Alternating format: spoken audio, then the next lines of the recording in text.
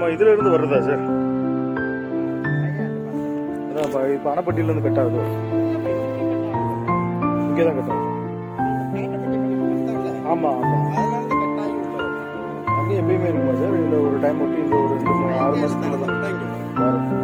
அப்ப நம்ம விவசாயம் பண்ணிக்கிறோட சரி.